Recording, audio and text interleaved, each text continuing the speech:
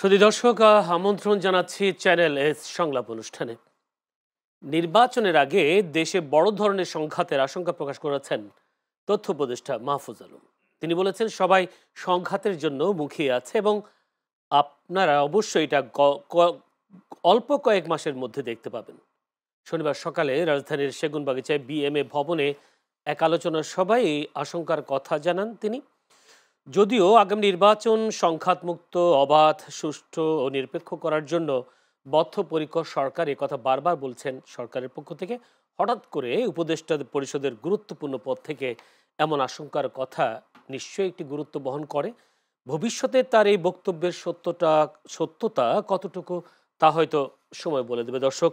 তাই আমরা আজকে আলোচনার বিষয় নির্ধারণ করেছি আসলে এই বড় সংঘাতের আশঙ্কাটা আসলে কখন হবে, নির্বাচনের আগে হবে, কি কারা করবে, সেই বিষয়গুলো নিয়ে আমরা আলোচনা করব। আলোচনা হবে, তাই আমরা আলোচনার বিষয় নির্ধারণ করেছি বড় সংঘাতের আশঙ্কা।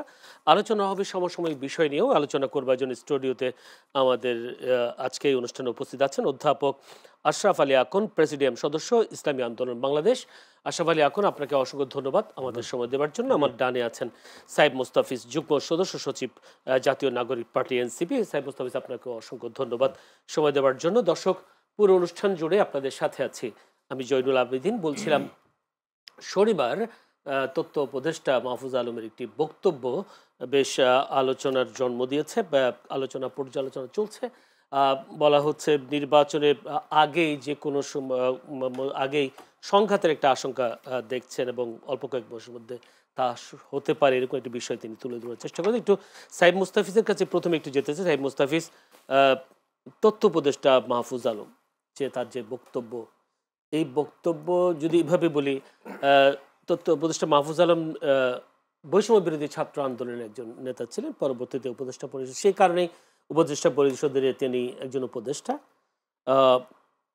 সেই ক্ষেত্রে কি আমরা কি ধরে নেব এনসিপির সাথে এই উপদেষ্টার একটা লিঙ্ক আছে কিনা, যে এনসিপি ও বৈষম্য বিরোধী আন্দোলনের একটি সংগঠন বা আন্দোলনের মূল স্টেক হোল্ডার এবং সেই ধারায় অনুসরণ করে একটি জাতীয় নাগরিক পার্টি, সেই হিসেবে আপনি কি বলবেন আসলে? প্রথমে এই প্রশ্নের উত্তর যদি আমি পাই। প্রথমে ধন্যবাদ জানাচ্ছি আপনাকে, আমার বিজ্ঞ সমালোচক এবং যারা টিভির পর্দায় দেখছেন তাদেরকে শুভেচ্ছা জানাই। মাহফুজ আলম অবশ্যই আমাদের গণঅভ্যুত্থানের একটি প্রধানতম ব্যক্তি, যে আসলে সামনের থেকে আসলে লড়াইয়ে ভূমিকা রেখেছেন এবং সেই ঘটনার প্রেক্ষিতেই এই গণঅভ্যুত্থানের পরবর্তী যে সরকার ইন্ট্রিম গভর্নমেন্ট গঠন হয় সেখানে তিনি অংশ হয়েছেন। আমাদের সাথে তার একটি বন্ধুত্বপূর্ণ সম্পর্ক আছে, কিন্তু এনসিপির সাথে, এই রাজনৈতিক দলের সাথে তার কোনো সম্পর্ক নেই। যদি ব্যক্তিগত সম্পর্কের জায়গা বলেন, আমাদের সাথে অনেকের সাথে তার একটা ব্যক্তিগত সম্পর্ক আছে। আমাদের একই বিশ্ববিদ্যালয়ের পড়াশোনা, একই সাথে অনেক দীর্ঘদিনের একটা যাত্রা, সেখান থেকে তার সাথে আমাদের একটা সৌহার্দ্যপূর্ণ একটা সম্পর্ক রয়েছে। সেক্ষেত্রে যদি নাই থাকে বা সুসম্পর্ক আছে, কিন্তু তার এই বক্তব্যটাকে আপনি কিভাবে দেখছেন, যে আসলে বড় কোনো সংঘাতের আশঙ্কা এনসিপি দেখছে কিনা? হ্যাঁ, সংঘাতের তো একটা আশঙ্কা তৈরি হচ্ছে, কারণ যেভাবে রাজনৈতিক দলগুলো আসলে বিভাজিত হচ্ছে, যেখানে আসলে এই সময়টাতে সবচেয়ে বেশি ঐক্যমত্যের প্রয়োজন, তার বদল আসলে জুলাই সনদ বা এরকম গুরুত্বপূর্ণ বিষয়গুলোকে পাশ কাটিয়ে যখন শুধুমাত্র নির্বাচনের ট্রেনে ওঠার আলাপ উঠে আসে এবং সেই দিকেই আসলে ধাবিত হয় এবং নানাভাবে আসলে বিভিন্ন জায়গায় আমরা দেখছি আসন দেয়া হচ্ছে, ভাগ বটোয়ারার আলাপ উঠছে। তো সেই জায়গা থেকে তো আসলে আমরা দেখছি যে জাতীয় পার্টির মতো দল নতুন করে আবার তারা দাবি তুলছে যে আওয়ামী লীগ ছাড়া নাকি নির্বাচন হবে না। এই আলাপগুলো উঠছে কীভাবে? এই আলাপগুলো উঠছে তো আসলে আমাদের মধ্যে বিভাজনগুলো তৈরি হওয়ার ফলে। তো সামগ্রিকভাবে আমরা বিভিন্ন জায়গায় দেখছি যে আওয়ামী লীগের ঝটিকা মিছিল শুরু হচ্ছে, কারণ তাদের ব্যাপক একটা ফান্ডিং আছে। সেই ফান্ডিংটা কিন্তু তারা চ্যানেলাইজ করছে এবং আমাদের দেশে বিভিন্ন জায়গায় ঘাপটি মেরে থাকা যারা লীগের সন্ত্রাসী বাহিনী আছে, তারা বিভিন্ন রাজনৈতিক দলে আশ্রয় প্রশ্রয় পাচ্ছে। তো সেই আলোকেই তো আসলে একটা নতুন করে সম্ভাবনা তৈরি হচ্ছে। এছাড়াও দেশি বিদেশি অনেক এজেন্সি, অনেক সংস্থারও একটা মদদের জায়গা অবশ্যই আছে, যে দেশে একটা অস্থিতিশীল পরিস্থিতি তৈরি করা, একটা 1-11-এর মতো পরিস্থিতি তৈরি করার একটা আশঙ্কা অবশ্যই আছে। এই যে আপনি বলছেন বিভিন্ন রাজনৈতিক দলের মধ্যে বিভেদ তৈরি হয়েছে, বিভেদ চলছে, সেক্ষেত্রে এনসিপির দায় কতটুকু? এনসিপির দায়, আসলে তো এনসিপির দায়ের জায়গাটা খুব বেশি আমি বলতে চাই না আর কি, কারণ এনসিপি বরঞ্চ দায়িত্বশীল ভূমিকা রেখেছিল একটা ঐক্য ধরে রাখার জন্য ডে ওয়ান থেকে। সেটা জাতীয় সরকারের ফরম্যাট বলার ক্ষেত্রে যেমন একটা ভূমিকা ছিল, কিন্তু সেটা হয়নি। এবং রাজনৈতিক দলগুলো যেভাবে আসলে চারিতা করে গেছে এবং সামগ্রিকভাবে যে প্রসেসে আগানোর কথা ছিল সেটার দিকে তারা যায়নি। তো এনসিপি বরাবরই তাদের লাইনটা ক্লিয়ার ছিল। এই লাস্ট জুলাই সনদের ক্ষেত্রে যখন তারা দেখতে পেয়েছে যে এটাও একটা মানে কোনো আইনি ভিত্তি নেই, একটা কাগজি দলিল হিসেবে রয়ে যাবে, সেখানে তারা তাদের বাধ্য হয়ে আসলে তারা তো জনতার সাথে প্রতারণা করতে পারে না। রাজনৈতিক দলগুলোর সাথে একটা সুসম্পর্ক রাখার জন্য তো জনতার সাথে আমরা প্রতারণা করতে পারি না। তাদের রক্তের উপরে দাঁড়িয়ে আমাদের রাজনৈতিক দল, তো সেখানে আসলে এত বড় প্রতারণা আমরা করতে পারিনি। তো এক্ষেত্রে যদি আপনারা বলেন যে আপনারা ঐক্য বিনষ্ট করেছেন, সেটা বলতে পারেন, কিন্তু আমরা জনগণের সাথে কোনো প্রতারণা করতে চাই না। আপনাদের বক্তব্যগুলো কি মনে হয় না আপনাদের কিছুটা বিভেদ তৈরির কারণ তৈরি করেছে? যদি বলি কত সপ্তাহ, কতদিন বিএনপির বিরুদ্ধে, কতদিন জামায়াতের বিরুদ্ধে, আবার শোনা যায় জামাতের সাথে জোটে যাচ্ছেন, আবার শোনা যাচ্ছে বিএনপির সাথে জোটে যাচ্ছেন, কিন্তু তাদের এই দুই দলের বিরুদ্ধেও আপনাদের বক্তব্যগুলো বেশ আক্রমণাত্মক, এরকম বক্তব্য তো হচ্ছে নাকি? না দেখেন, আমরা তো আসলে মানে আমরা এমন কোনো বক্তব্য দিয়েছি যেটা আসলে মিথ্যা কথা বা নেগেটিভলি পোর্ট্রে করা হয়েছে এরকম তো না। যেটা বাস্তব, যেটা সত্য, সেটাই আমরা তুলে ধরছি। এখন বিএনপির যদি কোনো ভুল ত্রুটি করে থাকে আমরা তো সেই সমালোচনাটা করব। জামাত ইসলামী যদি কোনো ভুল করে থাকে সমালোচনা করব। সেম ওয়েতে আমাদেরটাও করবে। এটা আপনারা জাজ করবেন যে আসলে এটা কতটুকু সত্য কথা বলা হচ্ছে, কতটুকু মিথ্যা কথা বলা হচ্ছে। তথ্য যদি ভুল থাকে আপনারা সেটা জাতির সামনে তুলে ধরবেন, অন্য দলেরটাও সেইভাবে তুলে ধরবেন। তো আমরা তো আমাদের জায়গা থেকে আমরা যদি দেখি যে আসলে একটা দল পিয়ারের আলাপ তুলে একরকম আবার অন্যদিকে চলে যাচ্ছে, দেখা যাচ্ছে যে সেই যেখানে তাদের দাবি ছিল ওটাতে স্টিক না থেকে দেখা যাচ্ছে যে আবার অন্য আলাপে চলেছে, সেক্ষেত্রে তো জামাত ইসলামের ক্ষেত্রে আমাদের আহ্বায়কের এরকম বক্তব্য এসছে, সেম ওয়েতে বিএনপির জায়গাটাও এসছে। তো তাদের যে ঐতিহাসিক দায়ের জায়গাগুলো সেগুলো যদি আমরা পর্যালোচনা না করি, তাহলে আবার 90-এর মতো তিন জোটের রূপরেখার মতো একটা আলাপ আবার 20 বছর পর জাতিগত কোনো একটা ফেলিয়ারের সিচুয়েশনে আসবে, সেখানে ঐতিহাসিকভাবে এই তরুণদেরকে দায়ী করা হবে। আমরা দেখলাম জামায়াতের সাথে আপনাদের সবচেয়ে আক্রমণাত্মক বক্তব্যগুলো হচ্ছে জুলাই সনদে স্বাক্ষর করার পর থেকে, জামায়াত স্বাক্ষর করার পর, মানে আপনাদের সাথে কি কোনো চুক্তি ছিল যে তারা স্বাক্ষর করবে না, আপনাদেরকে বাদ দিয়ে তারা স্বাক্ষর করে ফেলেছে? এরপর থেকেই বলা হচ্ছে, নাহিদ ইসলাম বলেছেন পিয়ার পদ্ধতি নিয়ে জামায়াত রাজনীতি প্রতারণা করছেন, এরকম করে এরকম আসলে তো পরপর আমরা দেখলাম না। এরকম করে আনুষ্ঠানিক কোনো চুক্তি বা আলাপ আলোচনা কোনো রাজনৈতিক দলের সাথে এনসিপির ছিল না। একটা পারস্পরিক বোঝাপড়া আছে, যেরকম ভাইদের সাথে আমাদের একরকম বোঝাপড়া আছে। এটা সব রাজনৈতিক দলের সাথে বোঝাপড়া আছে যে জুলাই প্রশ্নে আমরা এক, বাংলাদেশ প্রশ্নে আমরা এক, শেখ হাসিনা এবং আওয়ামী লীগ প্রশ্নে আমরা এক। এই বিষয়গুলো তো আসলে আলাদা করে যে চুক্তি স্বাক্ষরিত হবে সেরকম না। এটা তো আমাদের সাথে অন্যান্য রাজনৈতিক দলকে একটা দীর্ঘদিনের একটা বোঝাপড়া ছিল। সেই জায়গা থেকে আমরা যখন দেখি যে গুরুত্বপূর্ণ রাজনৈতিক দল হিসেবে যারা ভূমিকা পালন করছে তাদের এরকম আসলে কথা দিন একরকম রাতে একরকম, সেই জায়গা থেকে ধরেন জামাতের বিরুদ্ধে এরকম আক্রমণাত্মক কথা এর আগে আমরা দেখিনি। বিশেষ করে জুলাই সনদে স্বাক্ষর করার পর যেভাবে আপনাদের নেতারা একের পর এক জামাত সম্পর্কে বক্তব্য দিয়ে যাচ্ছে, এই বিষয়গুলো নিয়ে আসবো আরো আপনার সাথে আলাপ করে। একটু যেতে চাই প্রথম অধ্যাপক আশরাফ আলী আকুন। আশরাফ আলী আকুন, ইসলামী আন্দোলন বাংলাদেশ ঐকমত্য কমিশনে আলোচনায় আছে, মাঠেও আছে, আন্দোলন চলছে। আপনারা সম্ভবত কালকেও আপনাদের একটা বিক্ষোভ কর্মসূচি আছে পিয়ার পদ্ধতি এইসব দাবিগুলো নিয়ে। আমি প্রথম প্রশ্নটা হচ্ছে যে তথ্য উপদেষ্টা মাহফুজ আলম যেই বক্তব্যটা দিয়েছেন, আপনারা কি মনে করেন আসলে বড় কোনো সংঘাত আমাদের সামনে রয়েছে কিনা, বা নির্বাচনের আগে আগে এই ধরনের কোনো সংঘাত হওয়ার সম্ভাবনাও আপনি দেখেন কিনা? আসসালামু আলাইকুম রহমতুল্লাহ বরকাতহু। সম্মানিত সঞ্চালক, উপস্থিত আমার সহযোদ্ধা, পার্টনার, দেশ বিদেশের শ্রোতা দর্শক আছেন, তাদেরকে শুভেচ্ছা জানাই। এটা হলো কি, আমাদের একটা অদৃষ্টে নির্মম পরিহাস। এই যে কথাগুলো শুনতে হচ্ছে, ডক্টর ইউনূস সাহেব বললেন যে নির্বাচনটা খুব উৎসব মুখর হবে, এবং যে নির্বাচন কেউ কোনোদিন দেখে নাই। বিশ্বকে আমি একটা নতুন উদাহরণ করব, যাতে বাংলাদেশ থেকে বিশ্ব এখান থেকে শিক্ষা নিতে পারে একটা সুষ্ঠু নির্বাচন। এত ধরো বিভিন্ন সময় উনি এই কথাটাই বলেন, আমরা যখন ওনার সাথে কথা বলেছি উনি কিন্তু এইভাবে আশ্বাস দিয়েছেন। সেইখানে তারই একজন উপদেষ্টামূলক একজন সদস্য এই ধরনের একটা উদ্ভট কথাবার্তা বলবে, একটা আতঙ্কিত করবে জাতিকে, এটা জাতি আশা করে নাই। কি হবে না হবে সামনে আর 2-1 মাসের মধ্যে দেখতে পারবেন, বা কিছুদিনের মধ্যে দেখতে পারবেন। এটা আমি মনে করি একটা উদ্ভট কথা, এবং সরকারের মধ্যেই একটা অনৈক্যের প্রতিধ্বনি তার এই বক্তব্য দেখা যায়। কারণ ইউনূস সাহেবের সাথে তার এই বক্তব্যে কোনো যোগসূত্র খুঁজে পাওয়া যায় না। আমি মনে করি আমি যদি একটু বলি সংঘাতের পথটা কি আপনারা তৈরি করছেন কেন রাজনৈতিক দলগুলো? না, এটা উনি যেহেতু আপনার আমি এক প্রশ্ন শেষ করি, আপনারা ঐকমত্য কমিশনের বৈঠকেও আছেন, আবার বিভিন্ন দাবি নিয়ে রাজপথেও আছেন, দেশটাকে উত্তাল করার জন্য, উত্তেজনা করবার জন্য, এই বিষয়গুলো কারণে কি বলা হচ্ছে? আমরা এটা চাই নাই। আমরা রাজপথে আসি, নির্বাচনের প্রস্তুতিতে আসি, আবার সংলাপেও আসি। এটার কারণ হলো আমরা 53 বছর মধ্যে যে রাজনৈতিক ধারা দেখতেছি, যে ধারা আমরা অর্জন করেছি, এটা কিন্তু একটা দেশ ধ্বংসের ধারা। এইটা কিন্তু ঐকমত্য কমিশনও একটা ভূমিকায় লিখেছেন যে 53 বছরে এই যতগুলো নির্বাচন হয়েছে, যতগুলো সরকার এসেছে, তারা কেউ জন আকাঙ্ক্ষা পূর্ণ করতে পারে নাই। এটা কিন্তু ওনারা বলেছেন। তাহলে বোঝা গেল 53 বছরে যারা সরকার গঠন করছিল তারা কিন্তু কার্যত একটা ব্যর্থ সরকার ছিল। তারা কখনোই জন আকাঙ্ক্ষা তারা পূর্ণ করতে পারে নাই, একটা সুন্দর সঠিক নির্বাচন দিতে পারে নাই, একটা ইনসাফপূর্ণ একটা সরকার গঠন করতে পারে নাই, একটা কার্যকরী সংসদ তারা প্রস্তুত করতে পারে নাই এই 53 বছরে।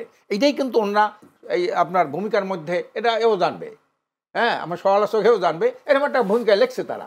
কাজে সেখানে আমরা যেটা করতেছি, এই দেশের আমরা মনে করি পিয়ার পদ্ধতিটা এটা একটা বৈশ্বিক দাবিতে পরিণত হয়েছে, এটা একটা বাংলাদেশে একটা গণদাবিতে পরিণত হয়েছে। কারণ হলো এই দাবিটা তো বলছে না, এনসিপির পক্ষ থেকে বলা হচ্ছে রাজনৈতিক প্রতারণা করছে না।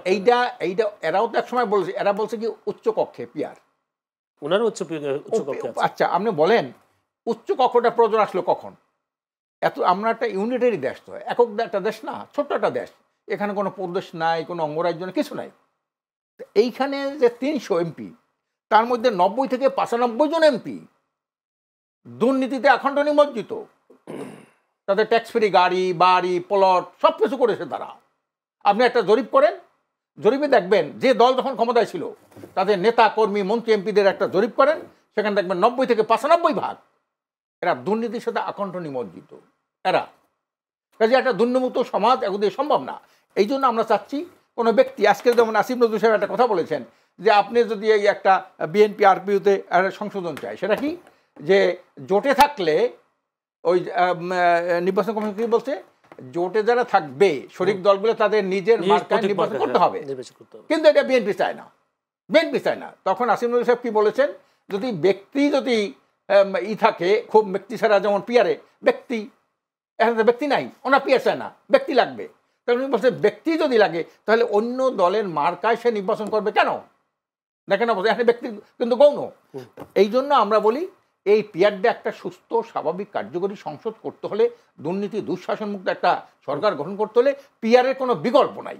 আর নিষ্কক্ষে যদি পিয়ার না থাকে, উপর কক্ষে আপনি 100 লোক এখানে বসাইবেন, তাদের ওই যে ফোরার উপরে গোদের একটা ভার বহন করবেন, হ্যাঁ, হাতি সোদাতের মতো বসাই থাকবেন, এই উচ্চকক্ষের কোনো কাজ নাই তো। এই যে ঐকমত্য কমিশনের যে এও জানবে, ঐকমত্য কমিশনের যে উচ্চকক্ষের যে কার্যাবলী বলেছে, তাতে সে না আইন প্রণয়ন করতে পারবে, না আইনের কোনো প্রস্তাব দিতে পারবে, না আইন সে আটকাই রাখতে পারবে। সেগুলো সংখ্যাগরিষ্ঠতা সংবিধান সংশোধনের জন্য সংখ্যাগরিষ্ঠতার পক্ষে আছে কিনা ভোট দিতে পারবে। একটা প্রশ্ন আমি শেষ করি, আমি এটা এখন যেটা হলো যে এই কারণে আমাদের দাবি থাকবে, আমরা বিশ্বাস করি, মনে প্রাণে বিশ্বাস করি যে একটা দুর্নীতিমুক্ত একটা কার্যকরী সংসদ করতে হলে শতভাগ মানুষের ভোটাধিকার প্রতিষ্ঠার জন্য পিয়ারের কোনো বিকল্প নাই, এবং সেই পিয়ারটা লাগবে হলো লোয়ার হাউসে এবং এইটার ভিত্তিতে আপার হাউসে, হ্যাঁ, দুইটাই লাগবে। এই জন্য কিন্তু আমরা এই কথা উত্থাপন করেছি ওখানে, ওনারা কিন্তু এটা গ্রাহ্য করে নাই, ওনারা কিন্তু কোনো এই কথাটা আলোচনায় নাই, কারণ এরা হলো ওয়েস্টমিনিস্টার সিস্টেমের মাথা, এদের মগজ এদের, কাজে এই জন্য নামতে পারে নাই। এই জন্য আমরা বলছি যে আপনারা যে আমাদের এই কথাটাই শুনলেন না, উঠাইলেন না, আমরা বাদ দিয়ে যেতাম। বিএনপি তো এটা নাম মানতো, তার নোট অফ ডিসেন্ট দিত, কিন্তু আলোচনায় আমরা আনলেন না কেন? এই জন্য আমরা এই দাবি, ইনশাল্লাহ জনগণের দাবি আমরা নতুন করে আপনারা নিয়ে আসছেন দেশে একটা অরাজকতা তৈরি করবার জন্য, তারা বলে। এইটা হলো চরম মূর্খতা। কারণ আমাদের 2008 সালের আমাদের ইশতেহারে কিন্তু পিয়ার ছিল, 2008-এ, 2018-তে আমাদের পিয়ার ছিল। এইবারও আমরা মহাসমাবেশের মাধ্যমে পিয়ারের কথা ঘোষণা করেছি, সেখানে জামাত সহ এরাও তো ছিল সেই মিটিং, আমাদের হিন্দু বৌদ্ধ ছিল, সেখানে কিন্তু সবাই পিয়ারের পক্ষে কথা বলেছে। পরবর্তী পর্যায়ে কোনো একটা হয়তো কোনো একটা শক্তি ইন্ধনে জি। সেখানে শুধু আপার কক্ষ নিম্নকক্ষে না। আপনি বিশ্বাস করেন, আপনি চিন্তা করেন, একটা লোক যদি লোয়ার হাউসে পিয়ার না থাকে, আপনি 1% ভোট পাইলেন, 1% ভোট পাইলে একজন আপার হাউস দেবে, লোয়ার হাউসের আমরা অবস্থা রাখি বলে। আজকে আমরা মোটামুটি পিয়ার নিয়ে বেশি আলোচনা করতে চাই না, আমি একটু যেতে চাই। এনসিপির পক্ষ থেকে আরও একটা বলা হচ্ছে জামায়াত ক্ষমতায় এলে আওয়ামী লীগ ফিরে আসতে পারে।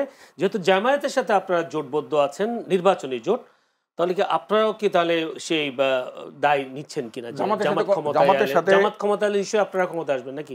জামাতের সাথে তো কোনো জোট হয় নাই।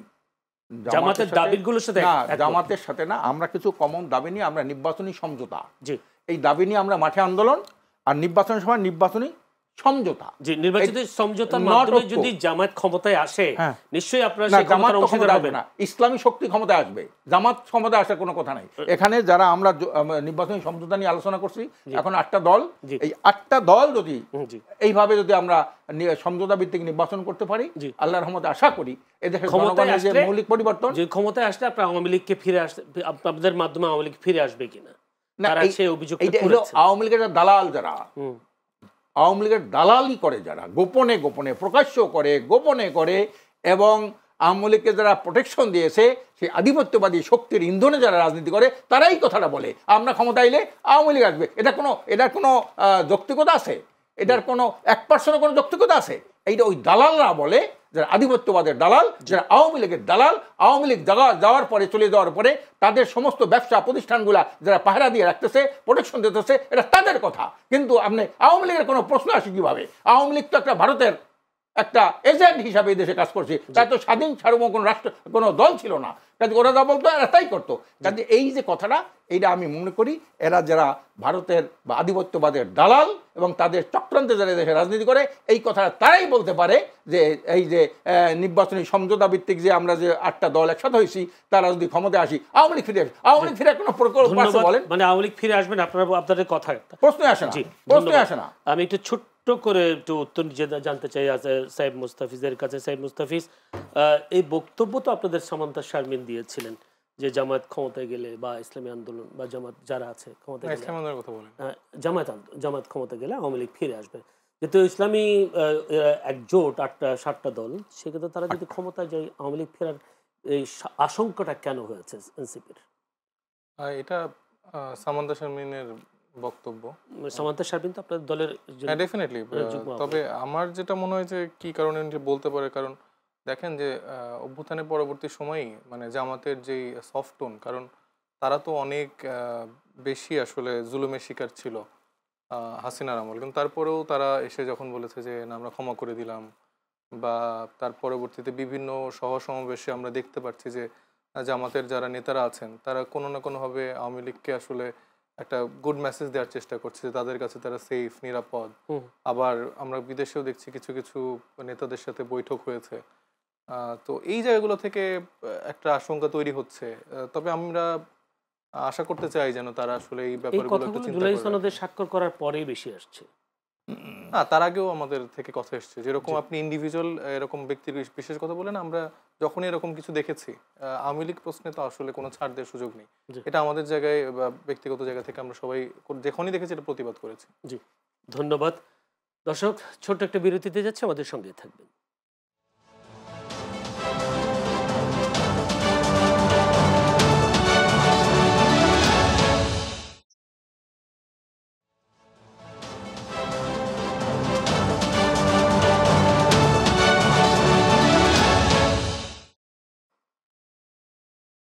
দর্শক, আবারও আমন্ত্রণ চ্যানেলের সংলাপ অনুষ্ঠানে। আলোচনা চলছিল বড় সংঘাতের আশঙ্কা। আমরা বিরতির আগে বেশি সময় সাহেব মুস্তাফিজকে দিতে পারিনি। সাহেব মুস্তাফিজের কাছে একটু বিরতির পর আবার একটু প্রশ্নের উত্তর জানতে চাইব। সেটাও হচ্ছে তাদের আর একজন মুখ্য সমন্বয়ক নাসিরউদ্দিন পাটোয়ারি, তিনি একটি বক্তব্য দিয়েছেন শুক্রবার রাজধানীর শাহবাগ শহীদ আবু সাইদ ইন্টারন্যাশনাল কনভেনশন সেন্টারে।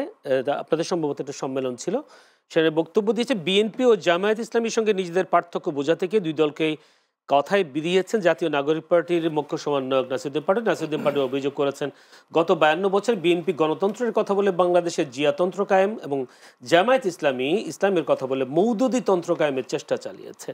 অথচ আবার দেখা গেল মিয়া গোলাম পরোয়ার, জামায়াত ইসলামী মিয়া গোলাম পরোয়ার বলছেন যে এনসিপি হলো তাদের সন্তান, অর্থাৎ তারা জন্ম নিয়ে বাপের সাথে পাল্লা না দিতে বলেছেন। তাহলে কোনটা সত্য আসলে, মিয়া গোলাম পরোয়ারের কথা সত্য না নাসিরউদ্দিন পাটোয়ারির কথা সত্য? মিয়া গোলাম পরের কথা তো ডেফিনেটলি সত্য না। কারণ দেখেন অভ্যুত্থানের পরবর্তী সময় থেকেই যারা আছেন বিএনপি, জামাত বা যতগুলো রাজনৈতিক দল, স্টেক হোল্ডার আছেন, তারা বিভিন্নভাবে আসলে এটাই স্ট্যাবলিশ করার চেষ্টা করেছে যে এই সন্তানগুলো আমাদের, বা আমরা এদেরকে কোনো না কোনোভাবে নার্চার করেছি, বা এদের পিছনে বিএনপির কোন নেতাকে বলতে শুনিনি এরা আমাদের থেকে জন্ম নিয়েছো, তোমরা বাপের সাথে পাল্লা দিতে এসো না, এই কথা বিএনপির কোন নেতা এটা এটা তো গোলাম পরোয়ার সাহেবের আসলে রাজনৈতিক শিষ্টাচারের বহির্ভূত যে কথাবার্তা, তার থেকে এটা এসছে আর কি। তো বিএনপি থেকে কিছুটা দায়িত্বশীল জায়গা ছিল দেখে হয়তো বা এইরকম করে টোনে কথা বলি, বাট তারাও এরকম টোনে অন্যভাবে অনেক কথাই বলেছে যে এরা বাচ্চা কাচ্চা, এরা ছোট, বা এটা তো আমাদের থেকে এসছে, এদেরকে আমরা বিভিন্ন সময় এটা করছি ওইটা করছি, তো এরকম করে অনেক কথাই আসছে।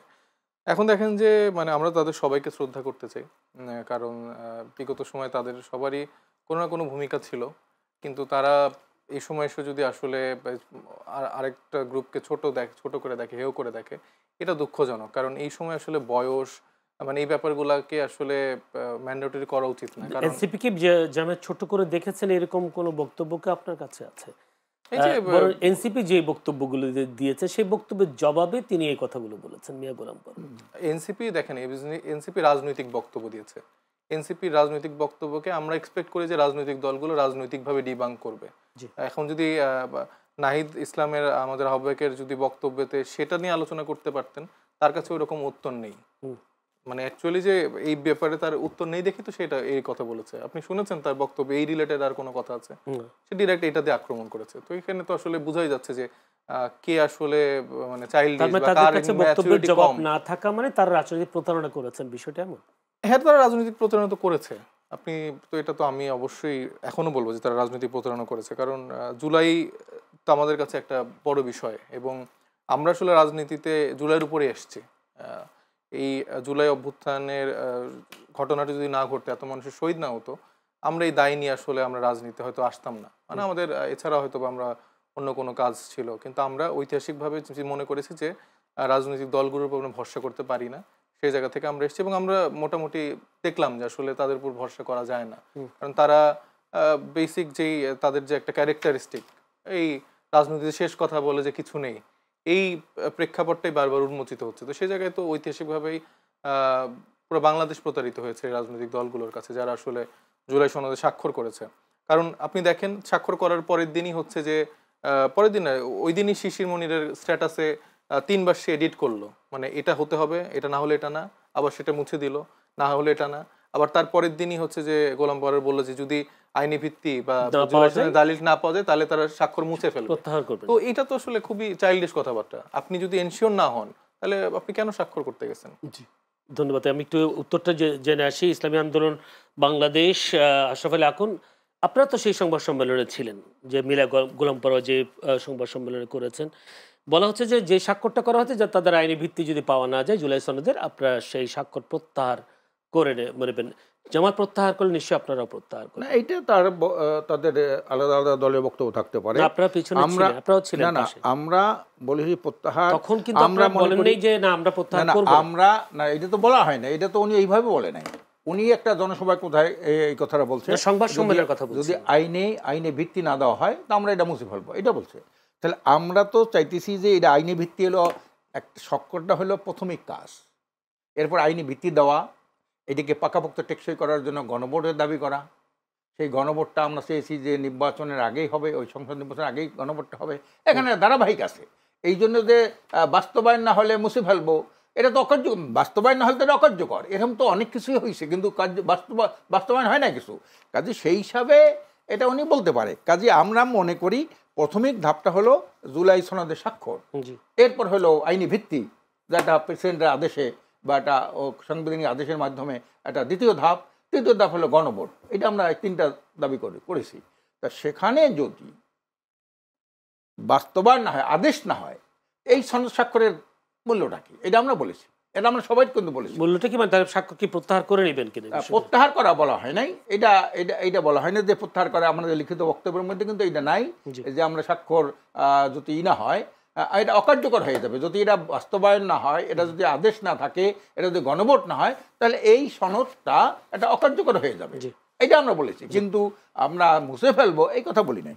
একটা প্রশ্ন, সেটা হচ্ছে এনসিপি যিনি মুখ্য সমন্বয়ক নাসিরউদ্দিন পাটোয়ারি বলেছিলেন, যেটা বিএনপি গণতন্ত্রের কথা বলে বাংলাদেশে জিয়াতন্ত্র কায়েম এবং জামায়াত ইসলামী ইসলামের কথা বলে মওদুদি তন্ত্র কায়েম চেষ্টা চলছে। আপনারাও মওদুদি বিরোধী ছিলেন দীর্ঘদিন। না, এটা হচ্ছে নাসিরউদ্দিন পাটোয়ারির না, আমার প্রশ্নটা একটু যদি একটু শুনেন। আপনারা মওদুদি বিরোধী ছিলেন, জামায়াত ইসলামী মওদুদি ইসলাম এ ধরনের প্রচার করে, এ ধরনের কথাও আপনারা শুনেছি আপনাদের মুখ থেকে।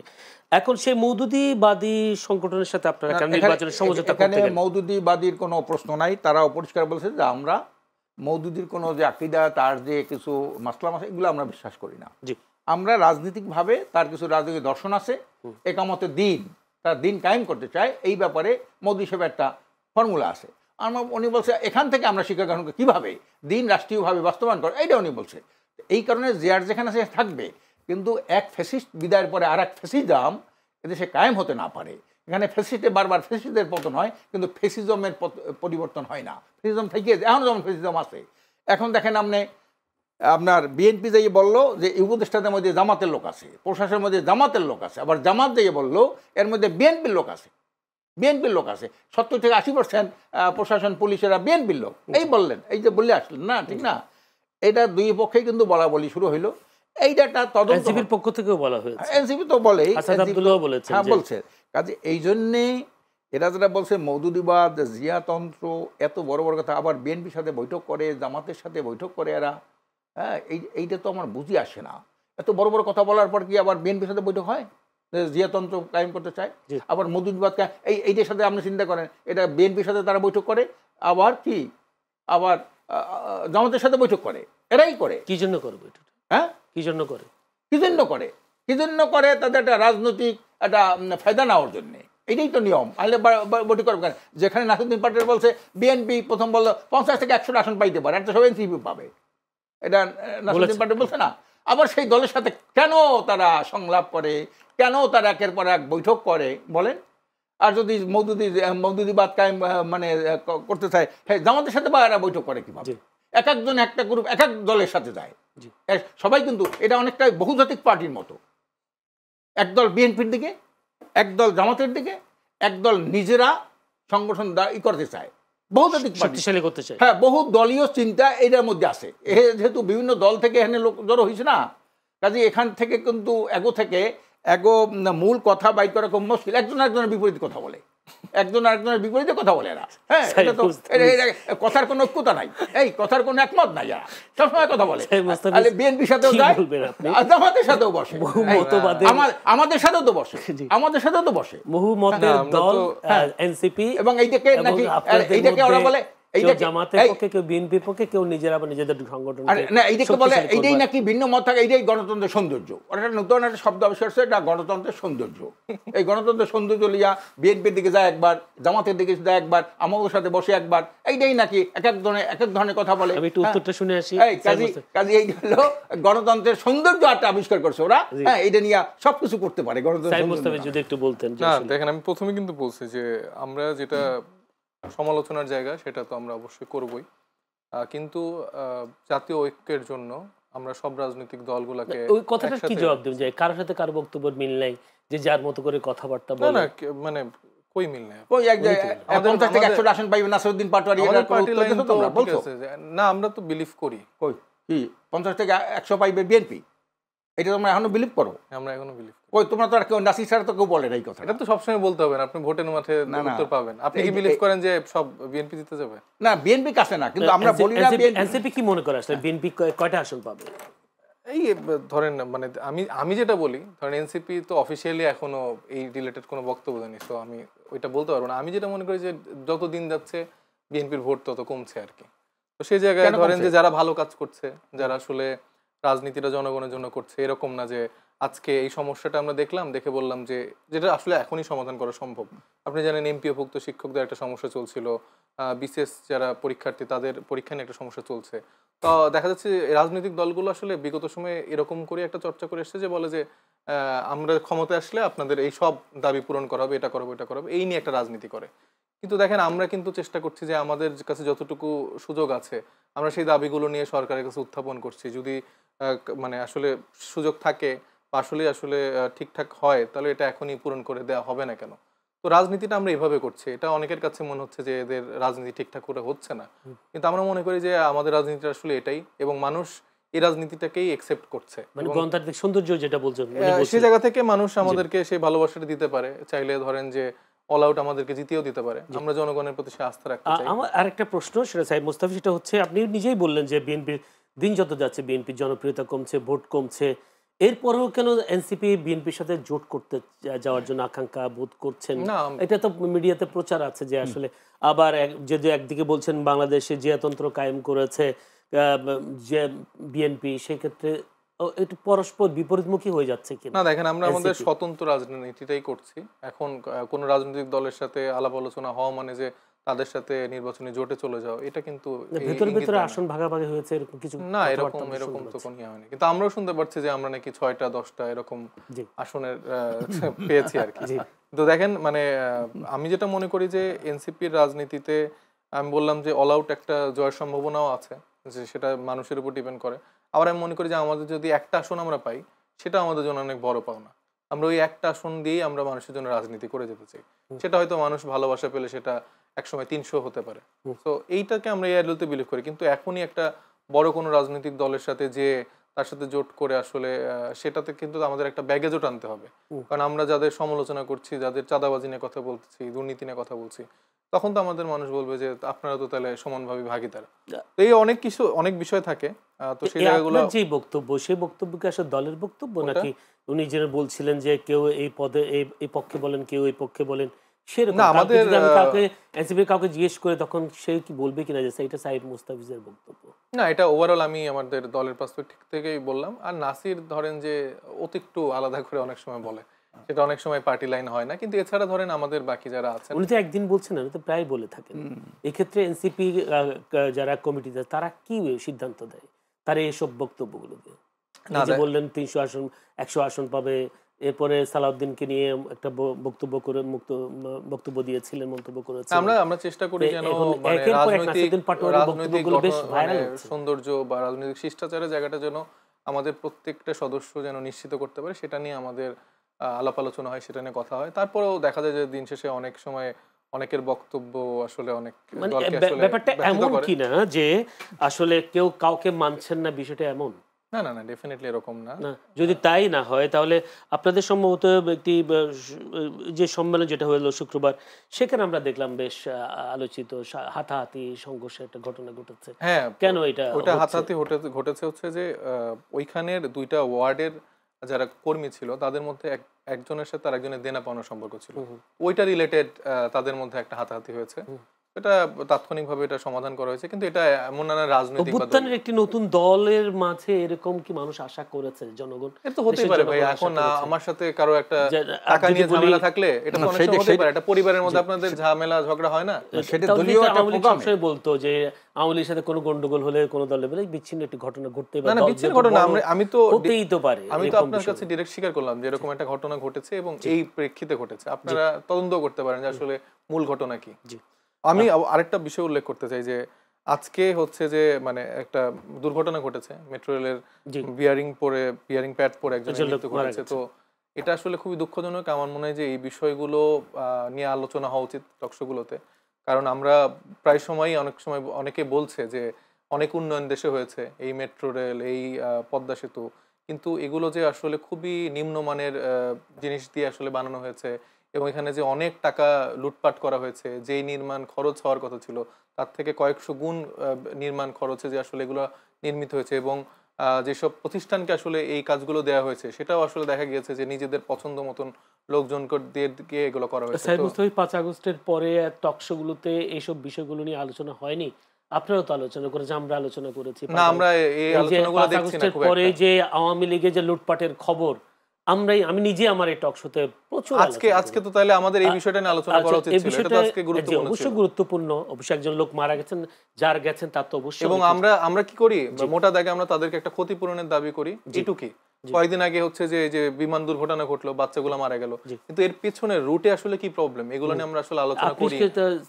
কেবল শুধু একজন লোক মারা গেছেন এই বিষয় নিয়ে আজকে বলছেন, কিন্তু জুলাই যোদ্ধারা যে তাদের অধিকার আদায়ের জন্য যে একটা আন্দোলন করছে, যে আপনারা যদি জুলাই আন্দোলনের বড় স্টেক হোল্ডার, সেক্ষেত্রে তাদের আপনাদের বিরুদ্ধে তো তাদের অভিযোগ আছে জুলাই যোদ্ধারা। আমরা তো এই জন্যই তো জুলাই সনদ স্বাক্ষর করলাম না, ওইখানে তাদের কোনো কিছু তাদের লেখা ছিল না তাদের জন্য সরকার কি করবে, তাদের পুনর্বাসনের ক্ষেত্রে কি করবে। একটা রাজনৈতিক দল হিসেবে তো তাদের সেই সক্ষমতা নেই যে তারা আসলে সবাইকে পুনর্বাসন করবে, আর্থিকভাবে সেই সুযোগটা করে দিবে। আমরা তো এরকম ধনী কোনো রাজনৈতিক দল না, তাদের জন্য তো আমরা ফাইট করছি। কে বললো আমরা তাদের জন্য? জুলাই যোদ্ধা যারা ওইদিন সংসদ ভবন এলাকায় গেছেন, আপনাদের এনসিপির কেউ ছিল সেখানে? এখন দেখেন, ওটা তো আমরা তো একটা রাজনৈতিক দল, এখন রাজনৈতিক দল হিসেবে আমরা ঐক্যমত্য কমিশনে আলোচনা করছি, তাদের দাবি আদায়ের জন্য কাজ করছি। এখন আমরা টেবিল যেখানে আলোচনা হচ্ছে সেখানে তো আমরা হুট করে মাঠে চলে যেতে পারি না। জুলাই যোদ্ধারা সেখানে আসলে না পেরে, আমরা যখন দেখলাম যে তারা দেখলো যে আসলে এই আলোচনাটা তারা গৃহীত করেনি, তারা তখন বাধ্য হয়েছে তাদের আপনারা তাদের কাছে গিয়ে শোনেন, তারা এখন আস্থা তাদের নেই না, ডেফিনেটলি আছে। আমাদের জুলাই যোদ্ধাদের সাথে সবার সাথে রেগুলার কমিউনিকেশন হয়, তারা তাদের আক্ষেপের কথাগুলো আমরা জানাই, আমরা চেষ্টা করি তাদের সেই আক্ষেপগুলো নিয়ে কাজ করার জন্য। আমরা তো বারবার বলছি যে এই শহীদের রক্তের উপরে এই এনসিপি গঠন হয়েছে। ধন্যবাদ আপনাকে। একটু যেতে চাই আশরাফ আলী, এখন আপনি কি মনে করেন এই যে জুলাই, যে ভাই যেহেতু তুলেছেন বিষয়টা, জুলাই যোদ্ধারা যা শহীদ পরিবারগুলো সেদিন আন্দোলন করলো, যেদিন স্বাক্ষর হলো, সেই যোদ্ধাদের পক্ষে আমরা কথা বলতে কাউকে দেখলাম না। আমরা বিষয়টা কি আসলে, যেই যোদ্ধারা আমাদেরকে, আপনারাই বলেন, রাজনীতিবিদরাই বলেন, আমাদের কথা বলার সুযোগ করে দিয়েছেন, স্বাধীনতা দিয়েছেন, সেই জুলাই যোদ্ধারা কেন রাজপথে? তাদেরকে আওয়ামী ফ্যাসিস্ট বলে বলছে, আওয়ামী ফ্যাসিস্ট বললে আওয়ামী লীগ ফ্যাসিস্টরা এর মধ্যে ঢুকে গেছে, এই আন্দোলন করছে, এত বিএনপির পক্ষ থেকে একজনে বলেছে, এই পরে আবার ভুল স্বীকার করেছে যে না, এটা এইভাবে না, এইভাবে না। তাদের ব্যাপারটাই তো আমরা সর্বোচ্চ অগ্রাধিকার দিছি যে যারা শহীদ পরিবার হয়েছে তাদেরকে এককালীন অনুদান এবং তাদের মাসিক ভাতা, তাদের পরিবারকে যারা আহত হয়েছে তাদের চিকিৎসা এবং তাদের ভাতা, এই কথাটা কিন্তু আমরা বলেছি, এগুলো আমরা বলেছি, সবসময় বলতে থাকি। আপনারা যেভাবে সরব এই জুলাই যোদ্ধাদের অধিকার, পিআর হলো একটা নীতি নির্ধারণী ব্যাপার। জুলাই যোদ্ধাদের এটা নিয়ে আলোচনাই হয়েছে, এটা নিয়ে এরা তো ওই যে জুলাই যোদ্ধাদের জন্য ফাউন্ডেশন করছে, আবার এটা থেকে তারা বাদ গেছে। জুলাই ফাউন্ডেশন করছে না, একটা জুলাই কি যারা হয়েছে আহত নিহত তাদের একটা ফাউন্ডেশন করছে না, এটা সার্জিস আলম এটা প্রধান ছিল না, এত করছে তো, আমরা এটাকে সমর্থন জানাইছি তো, এবং বারবার তো বলছি তাদের এইভাবে স্বীকৃতি, তাদের সহযোগিতা করা, সব জায়গায় তো আমরা এটা বলি, সব জায়গায় তো বলি এটা। কিন্তু সেখানে এরপরে তো আবার ওইটা আবার তাদের কি কি করবে এইটা তারা আবার করেছে, ওইটার সাথে ইনক্লুড করেছে, সংশোধন নিয়ে আসছে ওই দিনে নিয়ে আসছে। কিন্তু এটা ঐকমত্য কমিশনে আপনারা কেন সংশোধন করতে পারলেন না? না, ঐকমত্য কমিশন তো স্বাধীন না। ঐকমত্য কমিশন কি, এটা একটা হাতি সোদাতের মতো, এরা একটা দলের দিকে তাকাই কথা বলছে। যখনই ইউনূস সাহেব লন্ডনে গেলেন, লন্ডনে যাওয়ার পরে সম্পূর্ণ তাদের এই নেচার, তাদের বক্তব্য সব চেঞ্জ হয়ে গেল। ওখানে তো কোনো স্বাধীনভাবে কোনো কথা, একটা দিকে যা প্রেসক্রিপশন আসে ঐকমত্য কমিশন তাই বলে।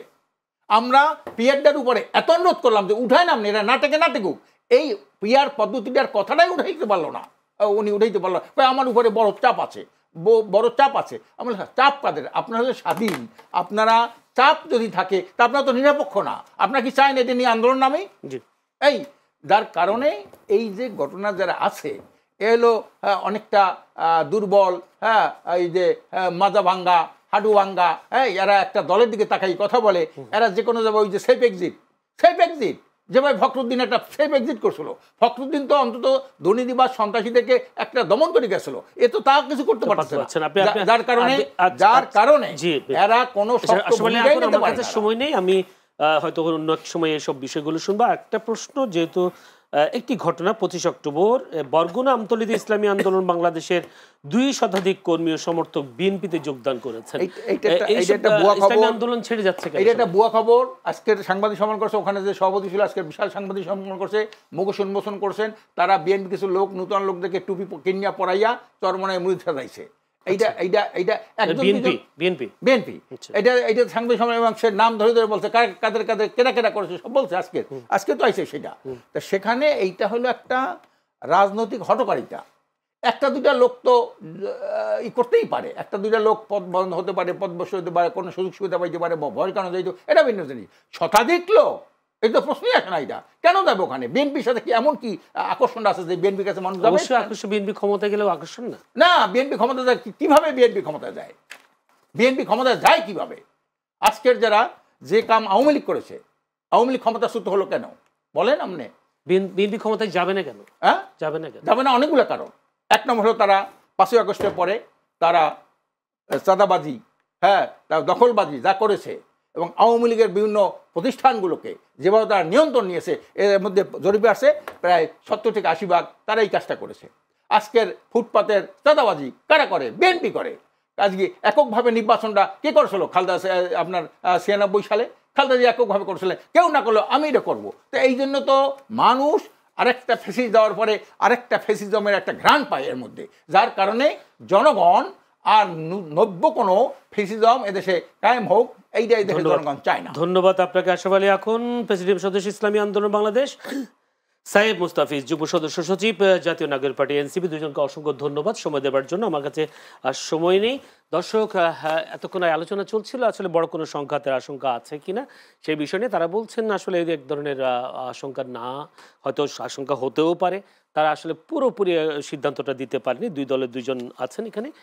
দর্শক, আমরা হয়তো সময় বলে দেবে সামনে আমরা কোন দিকে যাচ্ছি, কোন পথে হাঁটছি, নির্বাচন কিভাবে সুষ্ঠু অবাধ নিরপেক্ষ হচ্ছে সেই দিকে চেয়ে আছে দেশের জনগণ। দর্শক, আমরা আজকের মতো এই আলোচনা শেষ করতে চাই। আপনারা আমাদের সাথে এতক্ষণ ধৈর্য ধরে থাকবার জন্য আপনাদেরও প্রাণঢালা অভিনন্দন, শুভেচ্ছা জানিয়ে আজকের মতো এখানে শেষ করছি। আগামীকাল একই সময়ে চ্যানেল সংলাপ অনুষ্ঠানে আমন্ত্রণ জানিয়ে শেষ করতে। ভালো থাকবেন সবাই।